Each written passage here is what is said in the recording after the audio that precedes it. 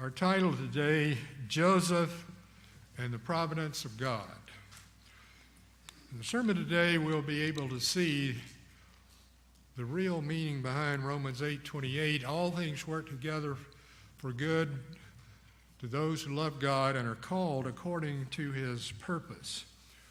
Joseph and the Providence of God.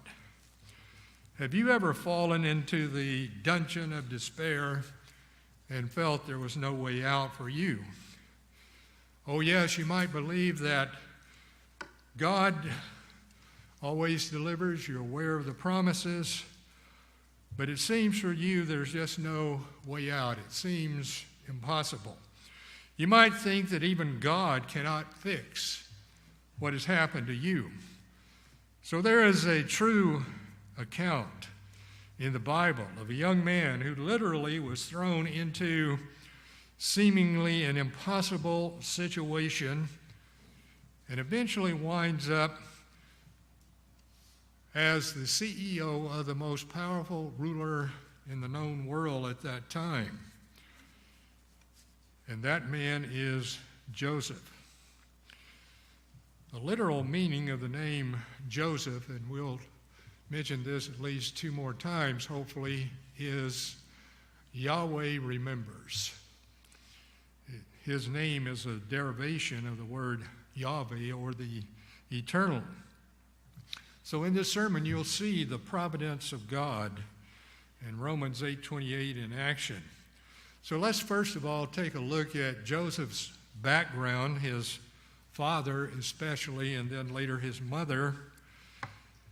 As you recall, Joseph's father is Jacob, and Jacob, Joseph's father, was given the blessings, the birthright blessings from his father, Isaac. You remember the story of how Rebekah and Jacob cooked up this scheme to deceive Isaac into thinking that Jacob was Esau, and so Isaac wound up giving the blessing to Jacob while Esau was out hunting. Jacob, the man whose name was changed to Israel, Jacob means supplanter, and of course they supplanted Esau and gained the birthright, but evidently it was God's will to begin with. And he wrestled with an angel, a messenger from God, and his name was changed to Israel.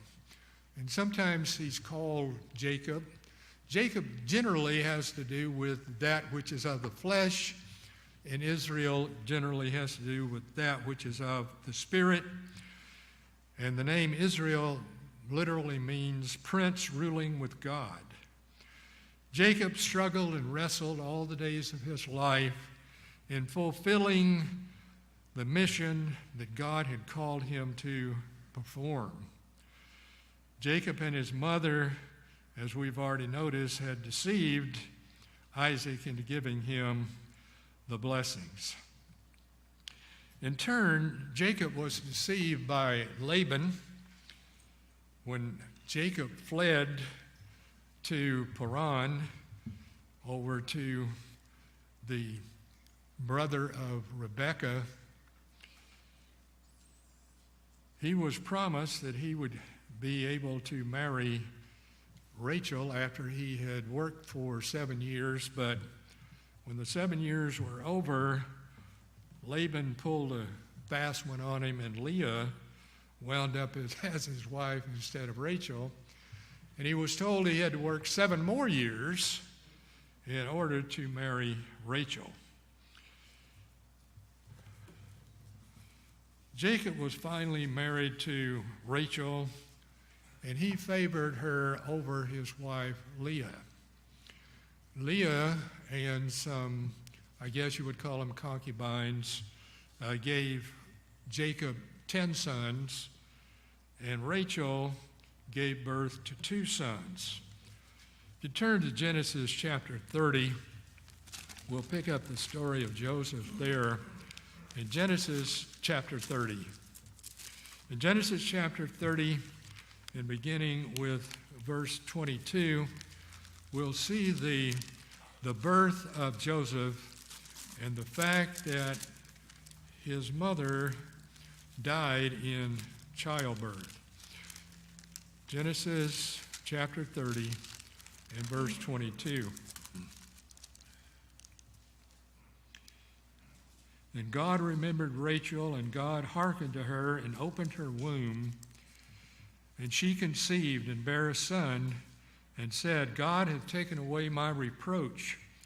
And she called his name Joseph, meaning God or Yahweh remembers, and said, the Lord shall add to me another son, which he did later as Benjamin.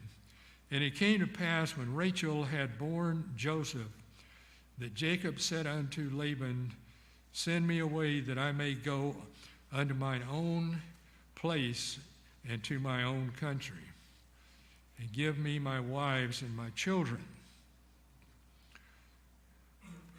And Laban said to him, I pray that I have found favor in your eyes. Wait, for I have learned by experience that the Lord has blessed me for your sake.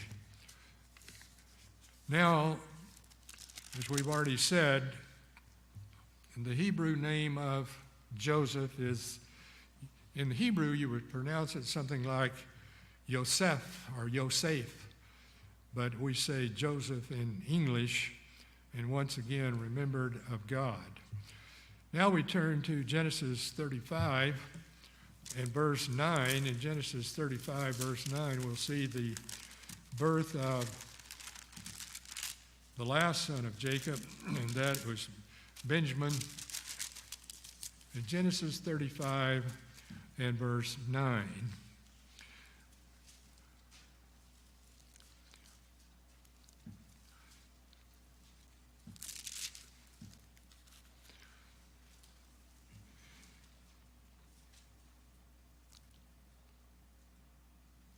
We'll start in verse 6. So Jacob came to Luz, which is in the land of Canaan, that is Bethel, and all the people that were with him. And he built there an altar and called the place El Bethel, because there God appeared unto him when he fled from the face of his brother. But Deborah's nurse died, and she was buried beneath Bethel under an oak, and the name of it was called Alion Bachuph. And God appeared unto Jacob again when he came out of Padan Aram, and blessed him. And God said unto him, your name is Jacob. Your name shall not be called any more Jacob, but shall be called Israel. And he called his name Israel. And God said unto him, I am God Almighty. Be fruitful and multiply. A nation of kings shall come out of you. We go on down, and he gives the account of the birth of the children there in verse 16. And they journeyed from Bethel, and there was a little way to come to Ephrath, and Rachel travailed, and she had hard labor. And it came to pass, when she was in hard labor, that the midwife said unto her, fear not, you shall have this son also. And it came to pass, as her soul or life essence was departing, for she died, she called his name Beani, but his father called him Benjamin. And Rachel died and was buried in the way to Ephrath, which is Bethlehem. I said earlier, I think that she died giving birth to Joseph, but that's be hard to give birth to Benjamin if you had died giving birth to Joseph. So that is the account of Rachel's death. And Rachel was buried in the way to Ephrath, which is Bethlehem. All these names are familiar during the days of Christ. And Jacob set a pillar upon her grave, and that is the pillar of Rachel's grave unto this day. That place, whether or not they've identified the place, and it still remains the place, has been revered through the ages. Sources say that Joseph was 6 years old when Rachel died. So Joseph and Benjamin were left, especially Benjamin, without the influence, guidance, love, care, and concern of their mother. But evidently, Joseph and Benjamin developed a very close relationship, as we shall see later on in the sermon. The other sons are the children of Jacob's other wives, Leah, his first wife, and two other women who were servants of Rachel and Leah. So, of course, Jacob had 12 sons, and the 12 sons became the 12 tribes, and the 12 tribes became the nation of Israel. Jacob's favoritism toward Joseph, coupled with the fact that Joseph openly told everyone about his dreams and his apparent destiny, made his brothers very jealous. So, we want to read now from Genesis 37, this account of Jacob's favoritism toward Joseph. In Genesis 37, verse 1, and Jacob dwelt in the land wherein his father was a stranger, in the land of Canaan. These are the generations of Jacob. Joseph, being 17 years old, was feeding the flock with his brethren. Now remember that he was in the land of Canaan, and when the famine came, as we shall see later, Joseph had him come down into Egypt. So these are the generations of Jacob. Joseph, being 17 years old, and keep that age in mind. Joseph was 17 years old, was feeding the flock with his brethren, and the lad was with the sons of Bilhah and with the sons of Zilpah, his father's wives, and Joseph brought unto his father their evil report. Now Israel loved Joseph more than all his children because he was the son of his old age, and he made him a coat of many colors. And perhaps you have heard Dolly Parton's song of the coat of many colors, quite touching about her growing up. I guess it's a true story. And when his brothers saw that the father loved him more than all the brethren, they hated him and could not speak peaceably unto him. And Joseph dreamed a dream, double emphasis there. He dreamed a dream. It wasn't just any old dream that you might have. And he told it to his brethren, and they hated him yet the more. And he said unto them, Hear, I pray you, this dream which I have dreamed. For behold, we were binding sheaves in the field, and lo, my sheaf arose and also stood upright, and behold, your sheaves stood round about and made obeisance to my sheaf. And his brethren said to him, Shall you indeed reign over us? Or shall you indeed have dominion over us? And they hated him yet the more for the dreams and for his words. And he dreamed yet another dream, and told his brethren, and said, Behold, I have dreamed a dream more. And behold, the sun and the moon and the 11 stars made obeisance to me. And he told it to his father and to the brethren. And the father rebuked him and said unto him, What is this dream that you said unto him? What is this dream that you have dreamed? Shall I and your mother and your brethren, and some commentators there, when it mentions the mother again, because the mother would be, she died a long time ago, and say, okay, the Bible contradicts itself. I assume here that Jacob understood that there was a world coming, a world in which they would be resurrected, and was speaking about the future and not the immediate present. But a lot of commentators like to take off of this where it says, shall your mother and your brethren and all of us bow down to you. Indeed, come to bow down to you to the earth. And his brothers envied him. In other words, they were jealous, but his father observed the saying.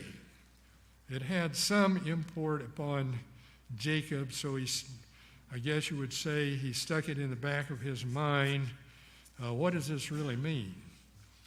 So what does it do to a family when the parents show a preference for one child over the other? We'll see, of course, in this, and we've already seen that it causes a lot of difficulty. Was it a blessing to Joseph to be preferred by his father? Does it really help the child in the family setting to be favored by the father or the mother? I guess for the child, depending on the mentality of the child, it might, but in the long run, probably not. So because his brothers hated him, they refused to speak a kind word to him. And so what does this tell about Joseph? Some commentators want to criticize Joseph for telling his dreams to his father and the brothers, and there were sisters as well. But do you think God wanted Joseph to tell his brothers and parents these dreams? I think he did, because God had a great work and plan for Joseph that ties in with the whole purpose and plan of God. Just when we think about the whole scenario and the whole story, I believe God wanted Joseph to share his dreams with his family. But I don't, that's what I believe, and based on the evidence of the total scenario. We're all being tested every day, all along the way, as to how we deal with the circumstances of life that are set before us. And notice in verse 11 once again, it says the brothers envied him, or they were really jealous.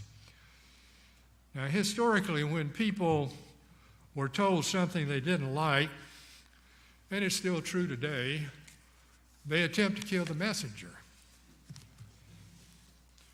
But killing the messenger doesn't kill the message. You can't kill truth, and you cannot stop the providence of God. And the providence of God was at work in the life of Joseph and the whole family of Jacob. Jacob and the 12 sons, which became the 12 tribes, which became the nation of Israel, which became the example and type and the covenant, which was a foreshadow of the new covenant. So it seemed that Jacob kept these things in mind. Remember what it says? It seemed that Jacob might have an idea maybe what he dreamed is true, so he stored it away in his mind. Now the story and the plot thickens when Jacob sent the older brothers out to graze the flocks, and after some time passes, Jacob sent Joseph out to check on them.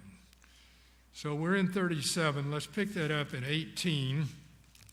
The brothers have gone out, and now Joseph is coming to check on them. And this is 37:18. Genesis 37, verse 18. And when they saw him afar off, even before he came near unto them, they conspired against him to kill him.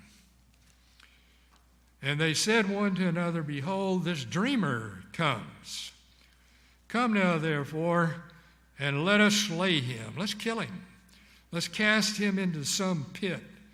And we will say, we'll tell our dad, Jacob, some evil beast has devoured him, and we shall see what will become of his dreams. We'll put an end to this right now. We'll just kill him. Get him out of the way. And Reuben heard it, and he delivered him out of their hands and said, let us not kill him. Now, Reuben was the firstborn, and Reuben, being the firstborn, had the right to the birthright. But because Reuben spoiled his father's bed, the birthright was taken away from Reuben and given to Joseph's two sons, Ephraim and Manasseh. But at this point, Reuben being the firstborn and being the one that Jacob would first turn to and say, well, what happened? What happened, Reuben? What happened to Joseph? And he would have to give an account. And Reuben said unto them, shed no blood, but cast him into the pit that is in the wilderness, and lay no hand upon him, that he might rid him out of their hands and deliver him to his father again. So Reuben hatched this scheme in his mind that he would say, okay, go ahead and put him in the pit. Then he'd come back later and get him out and take him back to Jacob. And it came to pass when Joseph was come unto his brethren that they stripped Joseph out of his coat, the coat of many colors, which that really set them off too. His coat of many colors that was on him, and they took him and cast him into the pit. The pit was empty, there was no water in it, and they sat down to eat bread. Okay, do away with brother today, let's go have lunch. How casual can you be? And they lifted up their eyes and looked, and behold, a company of Ishmaelites came from Gilead with their camels bearing spice and balm and myrrh, and going to carry it down to Egypt. Remember Ishmael? Ishmael was the half-brother of Isaac. And so Ishmael would be related in the background. Then verse 26, and Judah said unto his brethren, what profit is it if we slay our brother and conceal his blood? And of course people make out with that saying, well, that's just like a Jew. They always want to make a profit. But I doubt that's the case here, but that's what he said. Come and let us sell him to the Ishmaelites, and let not our hand be upon him, for he is our brother and our flesh. And his brethren were content. Then there passed by Midianites, merchantmen, and they drew and lifted up Joseph out of the pit, and sold Joseph to the Ishmaelites for 20 pieces of silver. So he goes from the Ishmaelites to the Midianites for 20 pieces of silver. And Reuben returned unto the pit, and behold, Joseph was not in the pit, and he rent his clothes. So Reuben must have taken off before the Ishmaelites were seen, and the plot that Judah had come up with was enacted. But he had evidently left, and he came back, and he returned to his brethren and said, the child's not. Where did he go? And they took Joseph's coat and killed a kid of the goats, dipped the coat in the blood, and they sent the coat of many colors, and they brought it to his father and said, this have we found it. Know now whether it be your son's coat or no. Is this really the coat you made for Joseph? And he knew it and said, it is my son's coat. An evil beast has devoured him. Joseph is without doubt, rent to pieces. So they lied to their father. They deceived him in this awful thing. So what do you think Joseph was thinking after being thrown into the pit?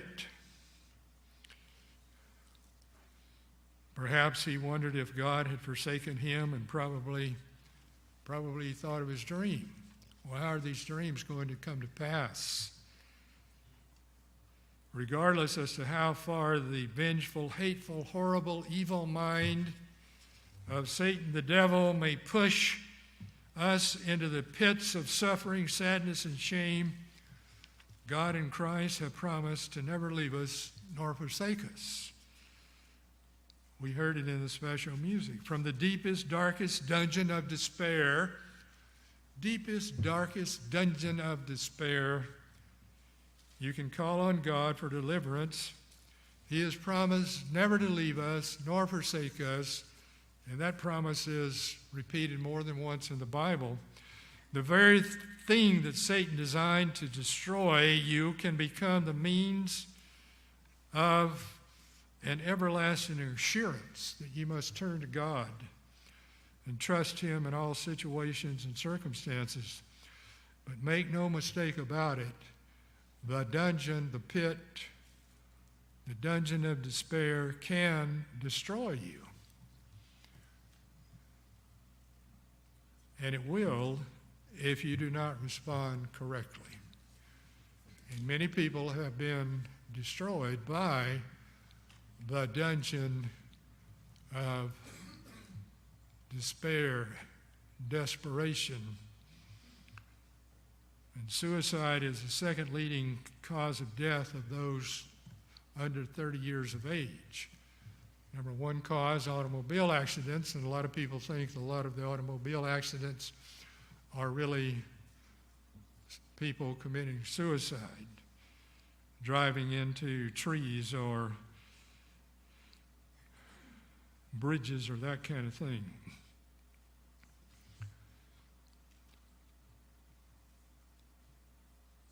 When God is going to give us great responsibility, He may begin with a great trial.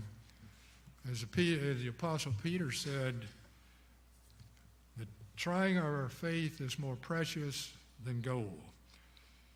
So Joseph is now in the pit with every vestige of who he was, what he was, his hopes and dreams for the future are flashing before his face.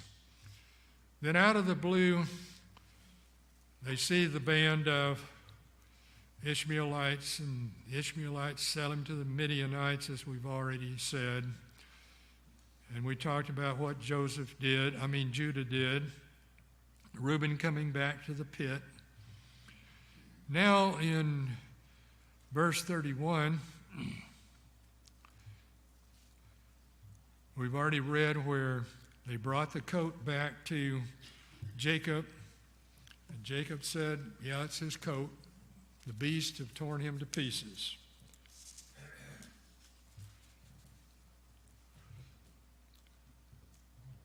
You know, God cannot be tempted to do evil. Neither tempts He us to do evil. But on the other hand, He allows us to be tried to the very point of desperate despair, as in the case of Job. And we recently had a sermon by Dr. Erwiller on Job. I don't know if we can say that God planned it all out in advance so that Jacob would favor Joseph, making him a coat of many colors. But He did give Joseph the dreams. Did He plan it out in advance that he would be thrown into a pit? Did He time it so the Ishmaelites would come along just at the right time? And you think about some of the horrible catastrophes that people have suffered through the years, just like 1 second or 2 seconds, one way or the other, they would have avoided the disaster, the explosion, the gunshots, the automobile accident, or whatever. So God may have played a role in the timing of the appearance of the Ishmaelites. God may have influenced Judah to suggest that they sell him into slavery instead of killing him. Now, several laws of family relationships were broken on the way to this desperate, awful tragedy. Of course, one was Jacob's favoritism toward Joseph, and another was Jacob's favoritism toward Rachel, his second wife. Of course, he had Leah and concubines through whom he had sons. To some degree, Jacob and Joseph flouted their relationship over the rest of the family. For example, making the coat of many colors. But once again, we note that God was the one who gave Joseph the dreams. So God was with Joseph, and what God had revealed to Joseph through these dreams was going to come to pass. So did God know Joseph was going to be thrown into the pit? We've already talked about that. I suspect that he did, but I can't prove that, because he knew how Joseph's brothers felt about him. The Ishmaelites brought Joseph down to Egypt. Let's look at chapter 39. I believe he has been sold to the Ishmaelites. In Genesis 39, verse 1, and Joseph was brought down to Egypt. Brought down to Egypt. See, from Canaan to Egypt. Egypt, symbolic of sin and death and practically everything that's evil, but yet at the same time it turned out to be the cocoon for the salvation of Jacob and his family during the famine. And Joseph was brought down to Egypt, and Potiphar, an officer of Pharaoh, captain of the guard of the Egyptians, bought him off the hands of the Ishmaelites, which had brought him down there. And the Lord was with Joseph, and he was a prosperous man, and he was in the house of his master, the Egyptian. So God was with Joseph all the way. He was with Joseph. And his master saw that the Lord was with him, and that the Lord made all that he did to prosper in his hands. Now, how would the master know this? Well, I don't think the master was a believer. I don't think that he knew anything about the truth, but he could see, he could discern. And of course, the people of that day, even though the Egyptians worshiped the sun god, that they really believed there was a supernatural power, and that you had to please that supernatural power in order to be blessed and prosper. Verse 4, and Joseph found grace in his sight and his servant, and he served him, and he made him overseer over his house and all that he had put his hand to. And it came to pass from the time that he had made him the overseer in his house and over all that he had, that the Lord blessed the Egyptian's house for Joseph's sake, and the blessing of the Lord was given upon all that he had in the house and in the field. So this family, Potiphar's family, was being greatly blessed because Joseph was there. And he left all that he had in Joseph's hand, and he knew not aught he had, save the bread which he did eat. In other words, he gave Joseph charge of everything but his bread. And Joseph was a goodly person and well favored. And it came to pass after these things that his master's wife cast her eyes upon Joseph and said, lie with me. So here comes the seductress. But he refused. He's not a me too. But he refused and said unto his master's wife, behold, my master knows not what is with me in the house, or the master has not withheld anything from me in the house, and he has committed all that he has to my hand. There is none greater in this house than I, neither hath he kept back anything from me but you, because you are his wife. How then can I do this great wickedness and sin against God? We could say, where have all the Josephs gone?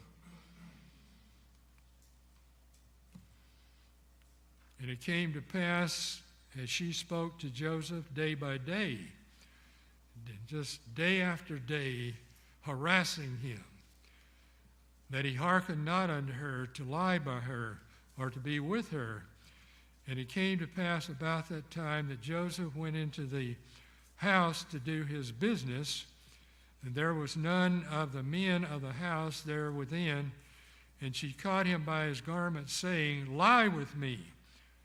And he left his garment in her hand and fled and got him out. And it came to pass, when she saw that he had left his garment in her hand and was fled, that she called unto the men of the house and said unto them, See, he has brought in to us this Hebrew to mock us. And he came in to lie with me, and I cried with a loud voice. And it came to pass, when he heard that I lifted up my voice and cried, he left his garment with me and fled and got him out. And she laid up his garment by her until the husband came home, Potiphar. She spoke to him according to these words, The Hebrew servant which you brought unto me, he came unto me to mock me. And it came to pass, as I lifted up my voice and cried, that he left his garment with me and fled out. And it came to pass, when his master heard these words of his wife, which she spoke unto him, after this manner, and your servant to me, that his wrath was kindled, and Joseph's master took him and put him into prison, a place where the king's prisoners were bound, and he was there in the prison. So, the second P, from the pit to the prison, and it seemed pretty hopeless. But, verse 21, and the Lord was with Joseph and showed him mercy and gave him favor in the sight of the keeper of the prison. And the keeper of the prison committed to Joseph's hand all the prisoners that were in the prison, and whatsoever they did, he was the door of it. The keeper of the prison looked not to anything that was under his hand, because the Lord was with him, and that which he did prospered. So, we see that Potiphar's wife tried to do Joseph in. Now, why would she do this? Why would she commit this act? Because a lover scorned is a dangerous thing. I suspect it was more than just vengeful spite. She probably said, You cannot refuse me, I will bring you down. Her motives are similar to those of Joseph's brothers. So, you think you're superior to me? I'll show you. I'll tell Potiphar. And we see that she did, and we see what Potiphar did. He put Joseph in prison. She was probably, I'll put you in your place. From Cain and Abel to the present day, this is one of the sad themes of human history. See, darkness hates light.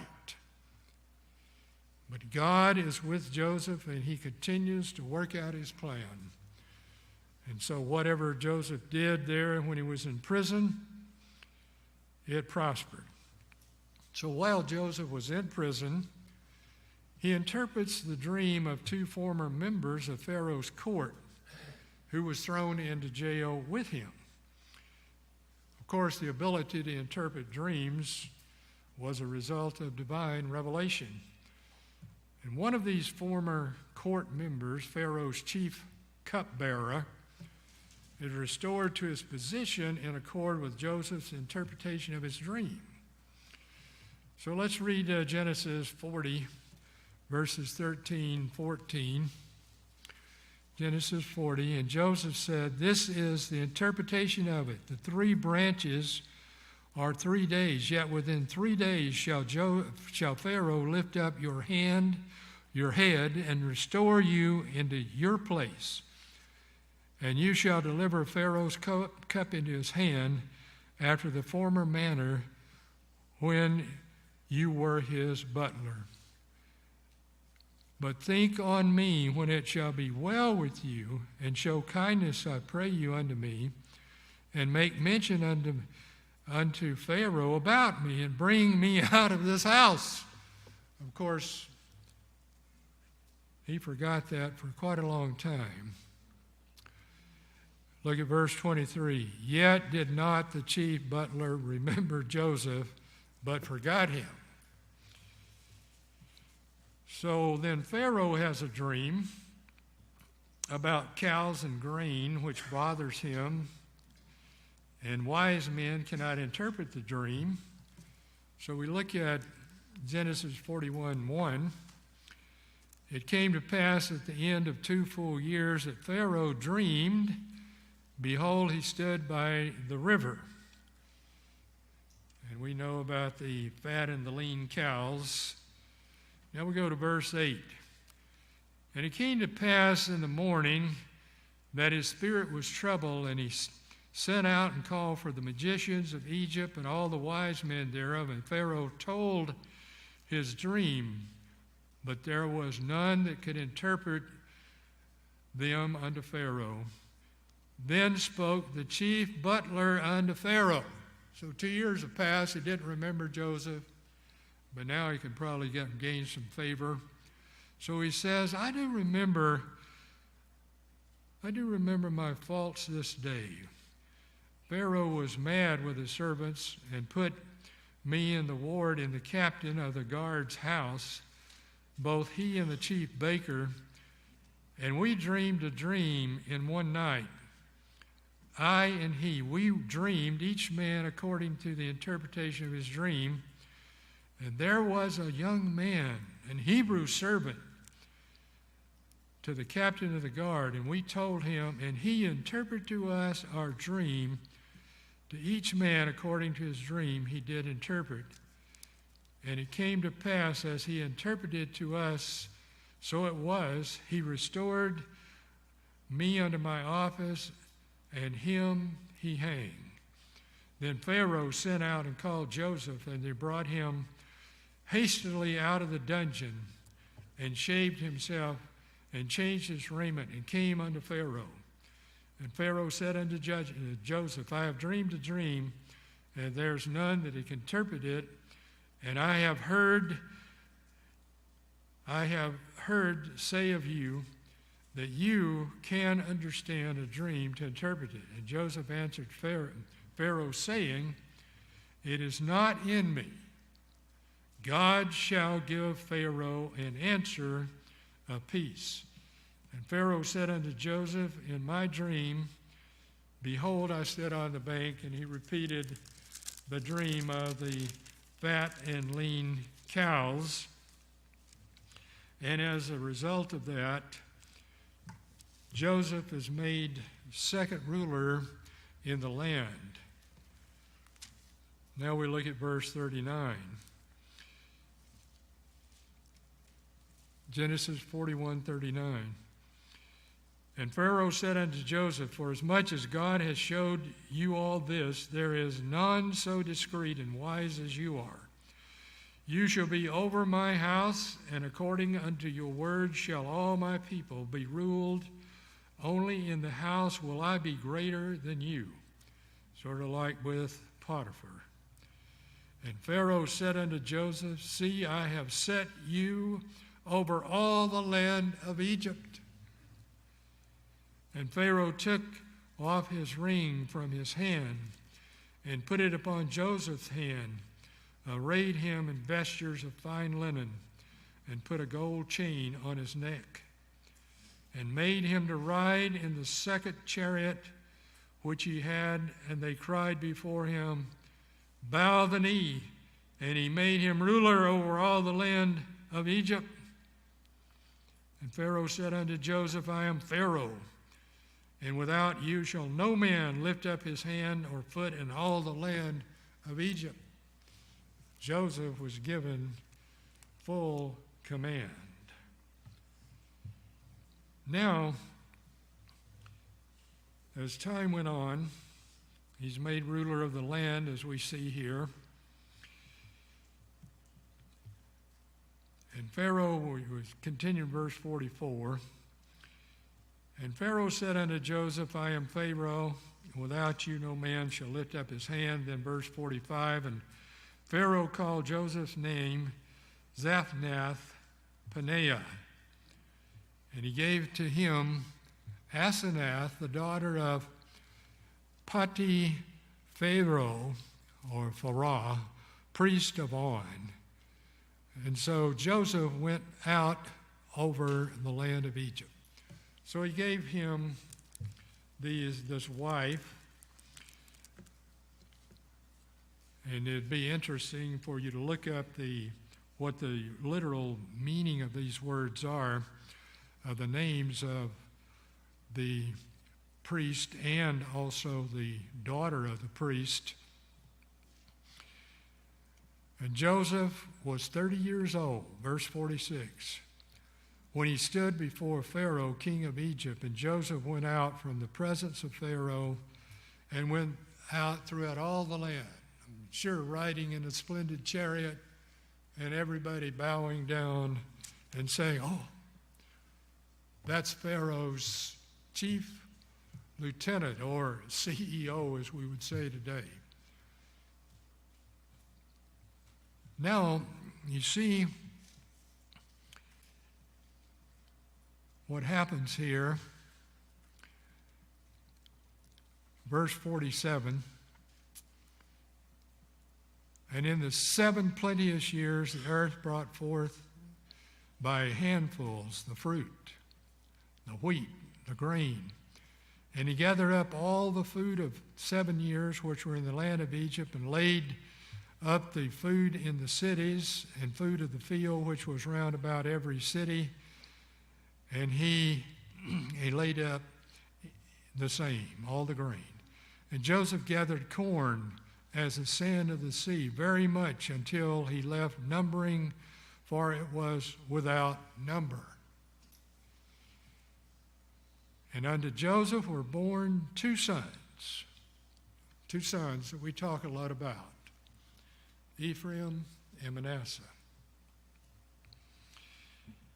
And unto Joseph were born 2 sons before the years of famine came, which Asenath, the daughter of Pharaoh, priest of On, bare unto him. So Joseph was married to an Egyptian, and she was the daughter of a priest who represented the sun god, the religion of Egypt of that day. So it's a very interesting kind of marriage and relationship. But evidently there was no problem per se with regard to their relationship, and they got along, and she was able to give him these 2 sons, and these 2 sons became the inheritors of the birthright. And Joseph called the name of the firstborn Manasseh. As you recall that when the time came for Jacob to give the birthright to the sons of Joseph, and he put his hands on Ephraim, and Joseph said, oh no, my father, Manasseh's the firstborn. And God said, yeah, I know that, but I'm giving the birthright to Ephraim. And Joseph called the name of his firstborn Manasseh, for God said, he has made me forget all my toil and in my father's house. And the name of the second called he Ephraim, for God hath caused me to be fruitful in the land of my affliction, and the 7 years of plenty. You see, from the age of 17, 13 years passed. Remember verse 46 that we read, and whichever verse it is. And Joseph was 30 years old when he was made the ruler of Egypt. So from 13 years from the time that he was cast into the pit, he was in prison. He was falsely accused, put in prison, and basically forgotten in prison until Pharaoh had the dream, and then he came to prominence and made ruler of the land.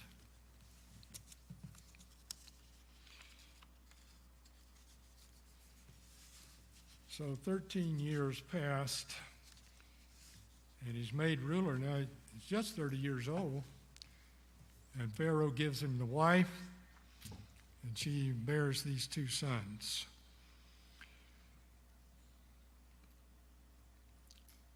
So all through these horrible trials, Joseph recognizes the providence of God in his life. And in each one of these accounts it says, and God was with him. Even though he was the victim of jealousy, hatred, and betrayal, he endured some of the worst of trials. Joseph always remained faithful to God. I think what is so amazing in all of this is that he kept his wits. He didn't let this tilt him one way or the other. He stayed on the main road. He never fell prey to the things that so often plague us when we are the victims of such tragedies, because he knew, and he knew that he knew God and the promises of God. Things that keep people in the dungeon of despair are blaming others for your situation.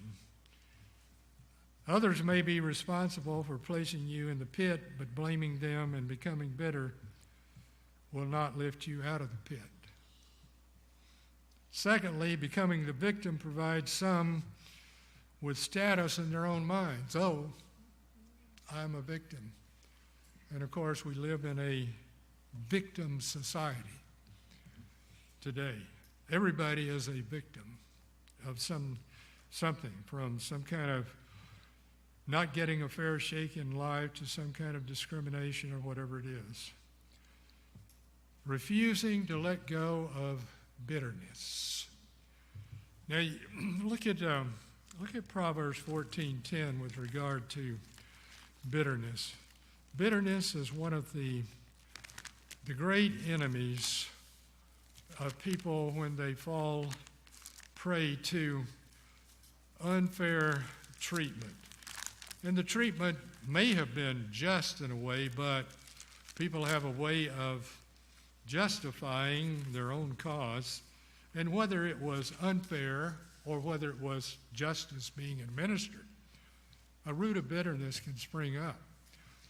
Esau became so bitter after Jacob received the birthright, that it ate him up. It talks about in Hebrews how that he sought repentance, but he was not able to find it. In Proverbs 14, verse 10, the heart knows his own bitterness. And for some people that becomes their hallmark, in which they think their entitlement is, I got a right to be bitter. And a stranger does not intermeddle with his joy. I love it. I've got a reason, I've got a cause. And if I give up my bitterness, I won't have the reason, I won't have the cause. So then that's another thing that happens, living for revenge. I'll get even with you sooner or later. Or withdrawing into a shell to insulate against future hurts. Well, I've gone through that once. I'm not going to allow myself to go through it again. I'm not going to put myself out there because I know how it hurts. Another, living the life of martyrdom, that is becoming sorry for self and wallowing in the pits of self-pity.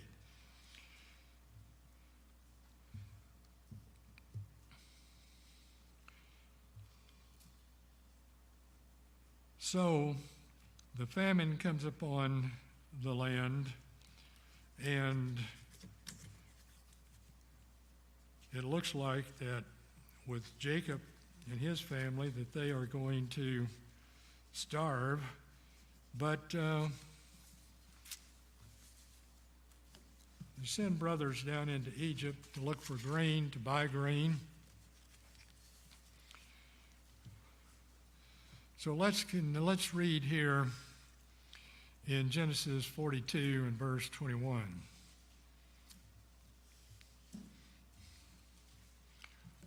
Let's start in Genesis 42, verse 1. Then we'll go to there. Genesis 42 and verse 1.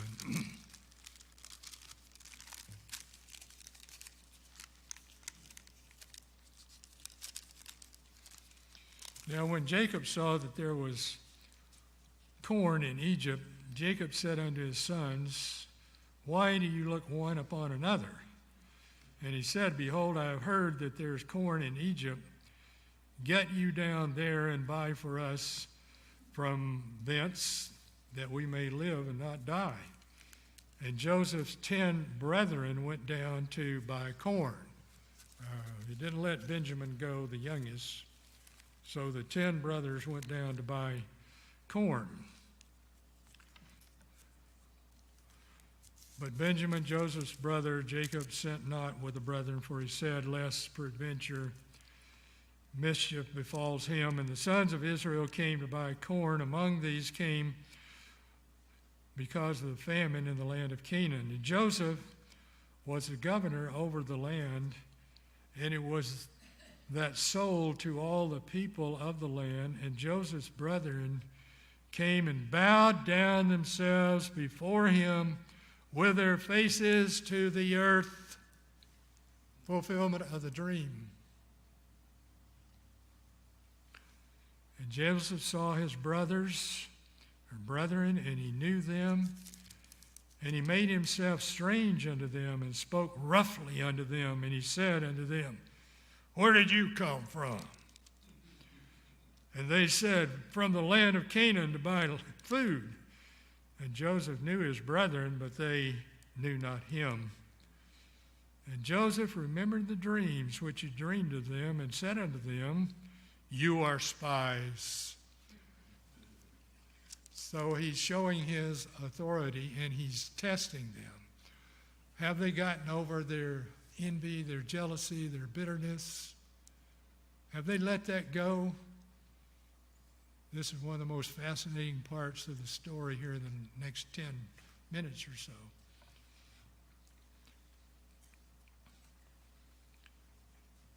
And they said in verse 10, No, not my Lord, but we're not spies, but we came to buy food. That's why your servants have come to buy food. We're all of one man's sons. We are true men.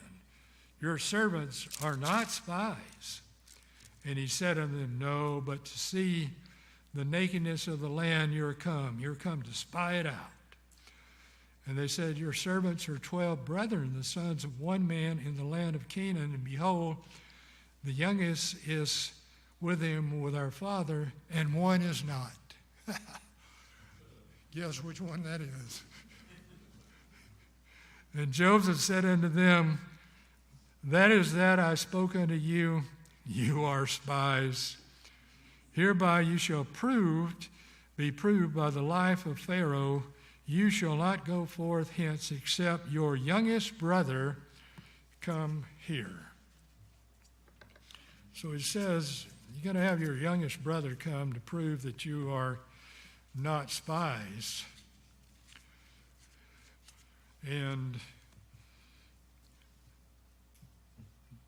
they went back, and eventually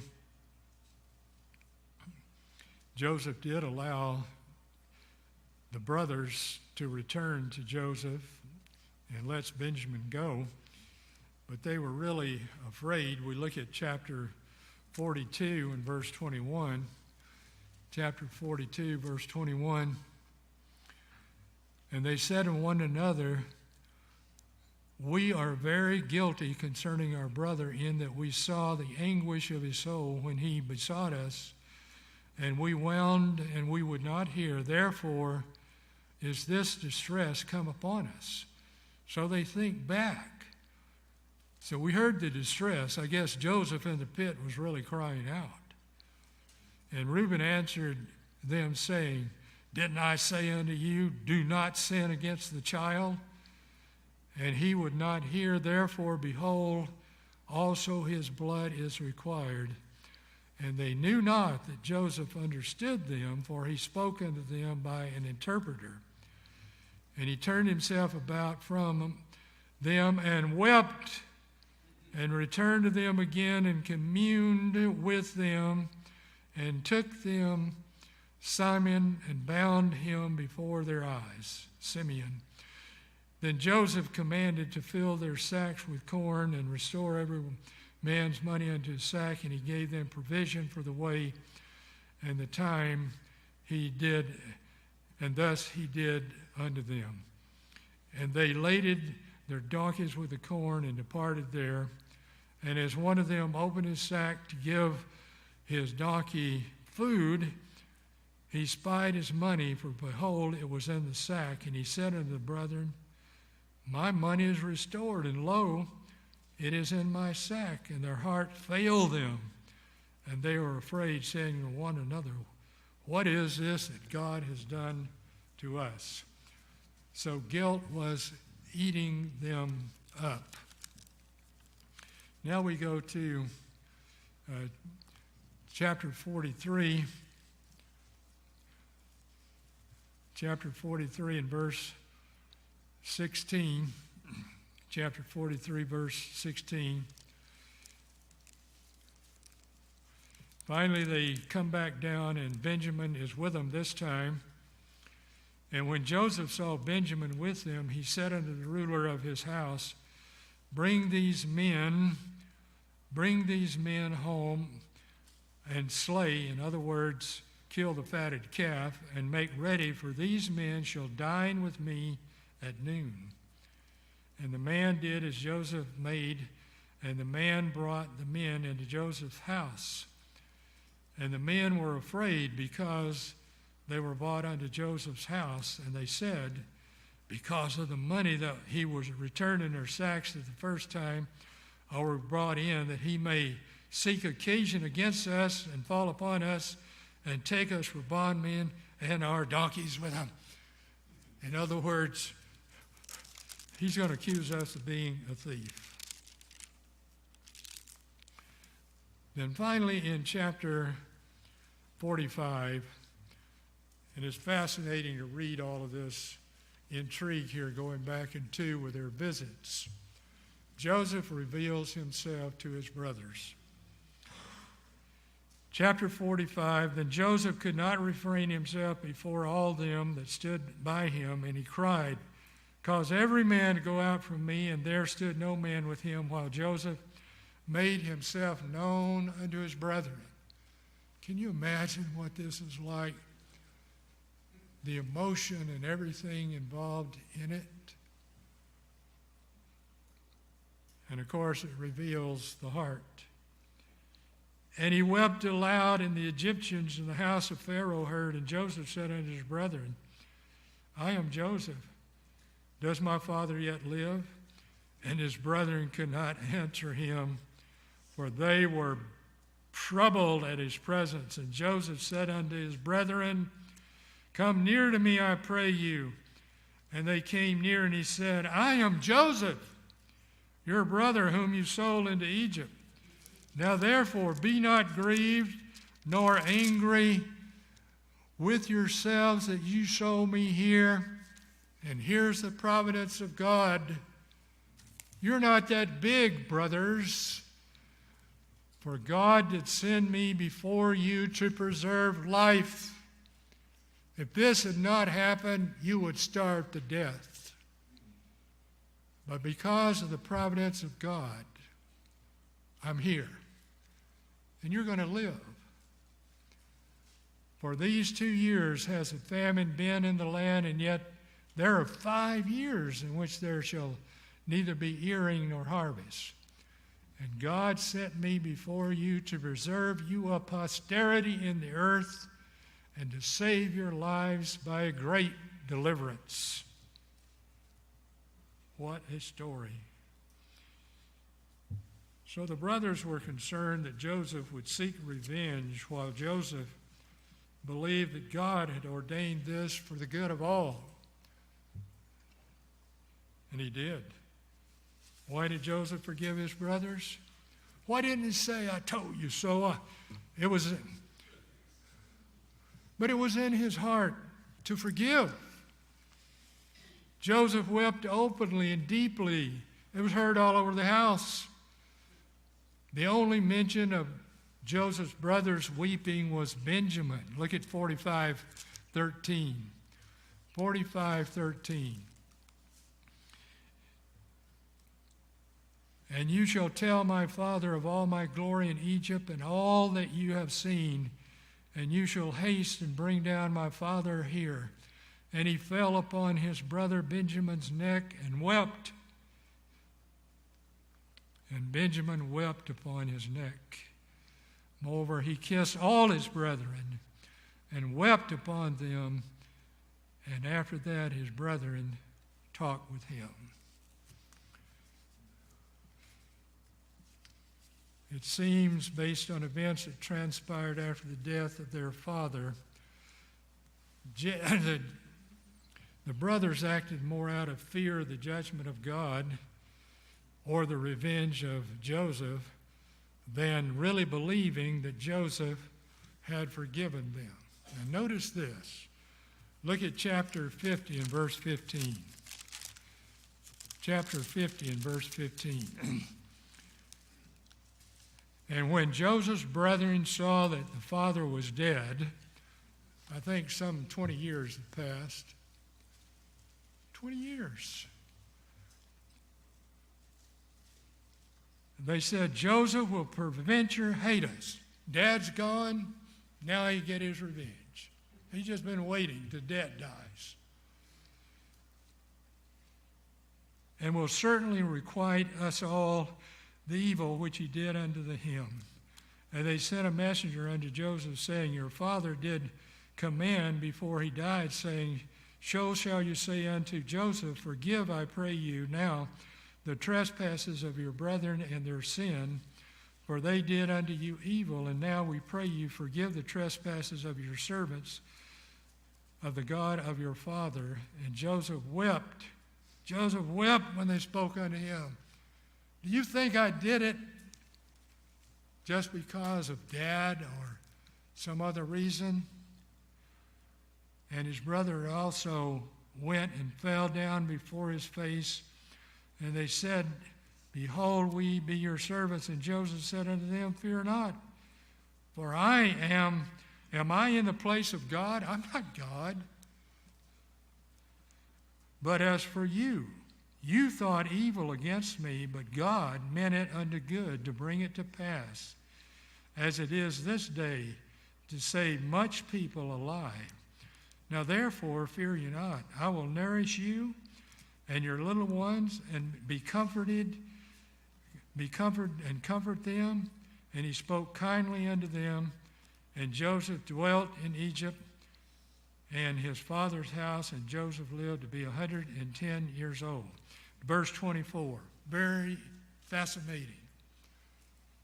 And Joseph said unto his brethren, I die, and God will surely visit you and bring you out of this land into the land which he swore to Abraham, Isaac, and to Jacob.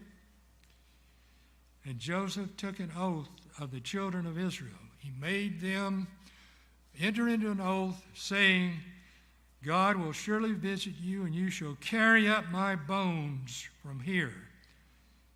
And Joseph being 110 years old, and they embalmed him, and he was put in a coffin in Egypt. Now look what Moses did.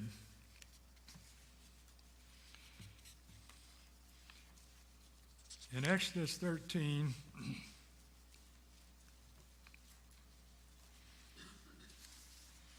we're going to go a little bit over because this is, to me, fascinating and very important. In Exodus 13, verse 19, see, is this the right reference? Yeah. Exodus 13, verse 19. And Moses, see, they're leaving Egypt, and Moses took the bones of Joseph with him, for he had straitly sworn the children of Israel, saying, God will surely visit you, and you shall carry up my bones away from here with you. You could count up how many years had passed. Then, look at Joshua 24:32.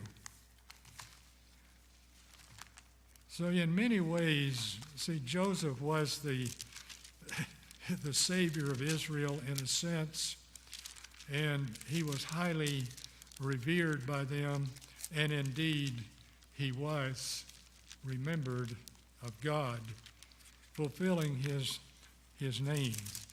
In Joshua 24, in verse 32.